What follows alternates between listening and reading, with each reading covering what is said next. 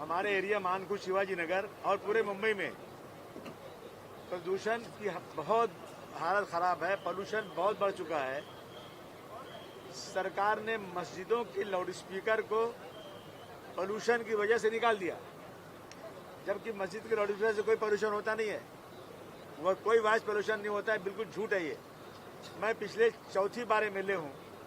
मेरे एरिया में SMS company biochemical जहाँ सब दवाएं जलाई जाती हैं और बड़ी ज़बरदस्त तरीके से 24 घंटे धुआं निकलता है, और हम बार बार बात करके थक चुके हैं, लक्ष्यवेदी लगा चुके हैं, लोग बीमार हो रहे हैं।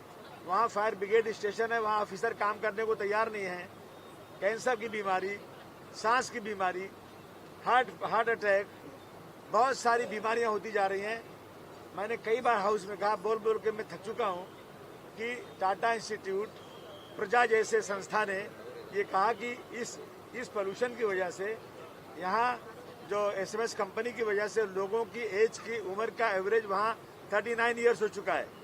एक डॉक्टर जो टीबी के मरीज का इलाज करते गए, पूरे देश में जो अब तक सर्वे हुआ है, पूरे देश का, सिर्फ मुंबई का महाराष्ट्र का नहीं, पूरे देश का जो सर्वे हुआ है, सबसे ज्यादा टीबी का मर्ज मानकुश शिवाजी नगर में है।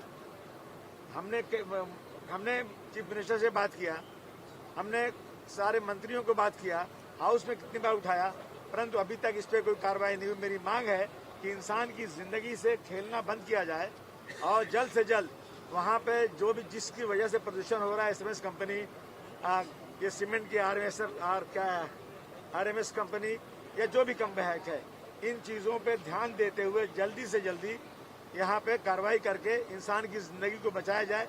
और आज हाहाकार मचा हुआ है चारों तरफ, पूरे मुंबई में आज भी चल रहा है कि हालत बहुत ही खराब है, हवा बहुत ही खराब चल रही है।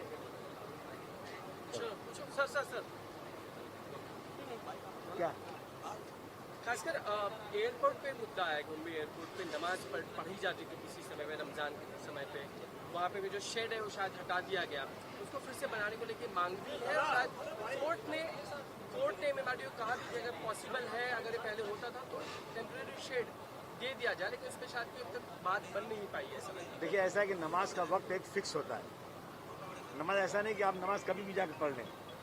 तो बहुत बड़ी तादाद में टैक्सी ड्राइवर वहाँ रहते हैं और वहाँ पे नमाज पहले से पढ़ी जाती थी, अलाउड था। ये टेम्परेरी है, कोई परमानेंट नहीं है। तो मेरा भी निवेदन है कि एक पूजा करेंगे, पूजा करने वाला इंसान अच्छा होता है, इबादत करेगा, कोई गलत काम नहीं वहाँ पर है, तो अगर उनको परमिशन मिल जाएगा, हमने भी बहुत कोशिश किया है, तो नमाज पढ़ेंगे। नमाज पढ़ने का अधिकार है, हर धर्म के लोग अपने अपने धर्म पे चल सकते हैं। और नमाज का वक्त अगर फिक्स नहीं होता तो कोई जरूरत नहीं थी, परंतु फिक्स है। अगर दोपहर में 1:30 बजे पढ़ना है, 4 बजे पढ़ेंगे तो वो काम पूरा नहीं होगा, वो पुण्य नहीं मिलेगा जो मिलना चाहिए। इसलिए मेरा निवेदन है कि वहाँ लोगों को नमाज पढ़ने का परमिशन दिया जाए। क्या आप सरकार से मांग कर रहे हैं इस बारे में, पालक मंत्री हो या उनसे की वो इनिशिएटिव लें इस तरह से? मैं बात करूंगा, मैं पहले भी बहुत बात कर चुका हूँ, फिर बात करूंगा। रमजान का महीना चल रहा है, आपने एक पत्र भी लिखा जिसमें ये बात कही कि इस वक्त जो है कुछ राहत यानी ऐसे काम किए जाए ताकि जो रोजा रखते हैं उन्हें सहूलियत मिले, ताकि वो अपना जो काम है पूरा अच्छे से कर सके।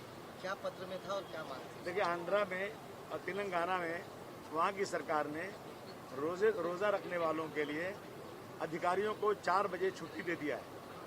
6 साढ़े 6 बजे को रोजा खोलना होता है, दिन भर भूखे रहते हैं, पानी तक नहीं पीते हैं।